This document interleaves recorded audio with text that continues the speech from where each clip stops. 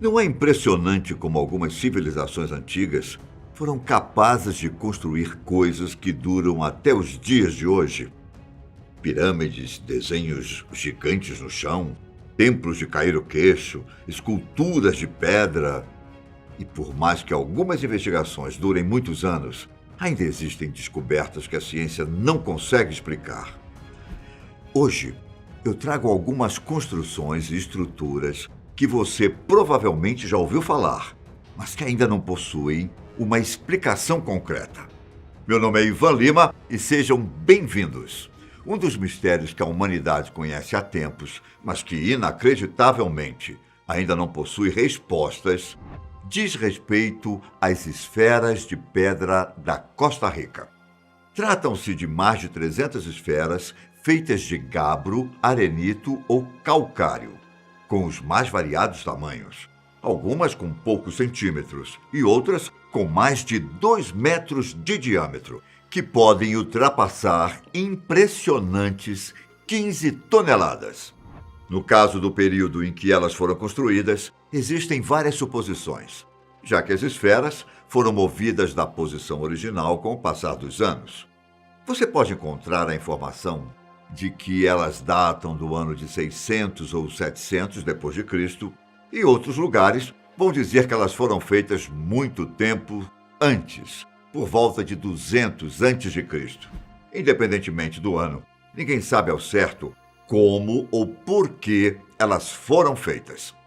Existem especulações de que o curso natural de um rio da região possa ter contribuído para o formato das pedras, enquanto outras teorias apontam que elas foram projetadas por seres humanos através da quebra e polimento de rochas que já eram redondas.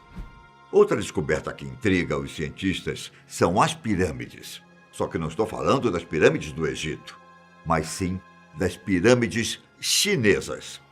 Nos arredores da cidade de Xi'an, uma área de cerca de 25 quilômetros, exploradores encontraram mais de 40 pirâmides, usadas na maioria dos casos para sepultar pessoas importantes das dinastias chinesas, como imperadores. Em uma delas, inclusive, é possível encontrar as esculturas do famoso Exército de Terracota, também conhecido como Guerreiros de Xi'an.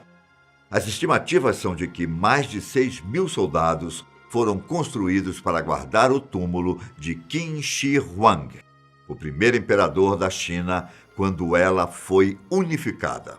Em relação ao tamanho, acredita-se que uma delas teria o dobro da Grande Pirâmide de Gizé. Por mais que os ocidentais tenham se deparado com esses monumentos apenas no início do século XX, as construções foram feitas entre os anos 206 a.C. e 220 depois de Cristo. Tenho certeza que você conhece a próxima descoberta, mas não faz ideia da história por trás. O nome Moai te lembra alguma coisa? Então, que tal Cabeças da Ilha de Páscoa? Ah, você conhece, não é? Inclusive, vale lembrar que o nome original do local é Rapa Nui. A expressão que ela ficou conhecida ao redor do mundo remete à época em que um explorador holandês chegou lá, no domingo de Páscoa do ano de 1722. Localizada a oeste do Chile, a ilha é o lar de mais de 900 estátuas esculpidas em pedra, que possuem em torno de 4 metros de altura e 14 toneladas. Em contrapartida, uma delas atinge quase 10 metros e pesa 82 toneladas. A teoria mais aceita pelos pesquisadores é de que as estátuas foram feitas em homenagem aos ancestrais dos povos que lá viviam, como chefes de tribos e outras pessoas importantes. Sem falar que a maioria delas possui formatos parecidos, com narizes largos, orelhas retangulares, queixos definidos e órbitas oculares profundas. E ninguém sabe ao certo o que aconteceu com a população da ilha. Por mais que pesquisas recentes indiquem que os povos acreditavam que as estátuas eram responsáveis pela fertilidade agrícola, já que amostras do solo tenham evidências de plantação de alimentos na área, os cientistas acreditam que boa parte do povo de Rapa Nui se mudou quando os recursos começaram a se esgotar. Lá no Sudeste Asiático, mais especificamente no Laos, uma planície na província de Chiang Kouang intriga pesquisadores ocidentais desde a década de 30. Isso porque é possível encontrar por lá entre 2 a 3 mil jarros de pedra. E olha, não são jarros comuns, já que cada um pode variar de 1 a 3 metros de altura e pesar próximo a 14 toneladas. De armazenamento de joias preciosas a urnas funerárias e depósitos de alimentos, ainda é um mistério o porquê da construção dessas jarras de mais de 2.000 anos. De acordo com a lenda local, os objetos teriam sido criados por Kun Cheung, um rei de gigantes que vivia em terras altas. Para celebrar a vitória em uma batalha, ele teria ordenado que os jarros fossem feitos para guardar grandes quantidades de vinho. Além disso, milhares de bombas que não foram detonadas durante conflitos da década de 60 permanecem por lá, tornando a planície perigosa para quem resolver se aventurar sem um guia. Enquanto isso, lá no Peru, não são construções em rocha que intrigam os cientistas.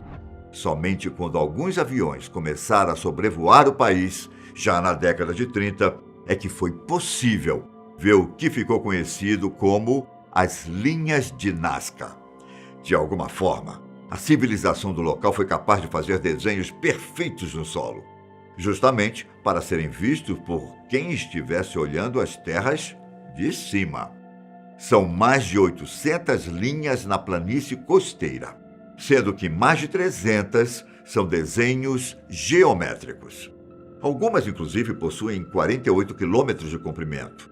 Entre triângulos, trapézios e retângulos, também é possível encontrar desenhos de animais, plantas e figuras humanoides.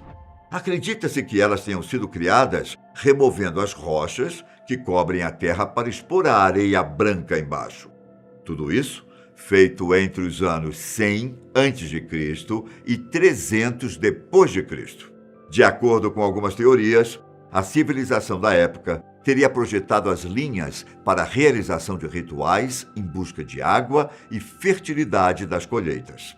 Outros arqueólogos também acreditam que os desenhos tenham a ver com a astrologia, como forma do povo de retratar algumas constelações.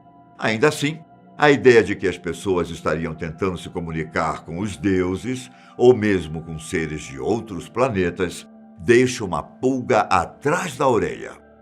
Nossa viagem agora vai voltar mais um pouco no tempo, para uma época em que as pessoas ainda não tinham desenvolvido ferramentas de metal ou cerâmica. Mas mesmo assim, conseguiram criar aquele que é considerado o templo mais antigo do mundo, o Göbekli Tepe, localizado no sudeste da Turquia. Essa construção tem cerca de 11.000 anos. Lá no sítio arqueológico, é possível encontrar pedras e pilares dispostos em círculos, sendo que alguns ainda possuem um design em forma de T. Esses pilares podem chegar a mais de 5 metros de altura e pesar de 10 a 20 toneladas. Enquanto alguns estão lisos, outros possuem ornamentos esculpidos, como desenhos de raposas, escorpiões, touros e abutres. Imagine o trabalho para esculpi-los e levá-los até o lugar. É provável que centenas de pessoas participaram da obra. Como não foram encontradas evidências de um assentamento permanente na área, acredita-se que o templo era usado como local para encontros regionais. Seria uma espécie de marco, visto que pilares menores com símbolos e arquiteturas semelhantes foram encontrados pelos arqueólogos em assentamentos localizados em um raio de 250 quilômetros, partindo de Göbekli Tepe. Até mesmo o local teria sido escolhido a dedo, pois o templo fica no topo de um pico, com uma bela vista para as montanhas e planícies da região sul. É inegável dizer que o culto a deuses sempre fez parte do mundo, e é possível encontrar diversas divindades em várias culturas.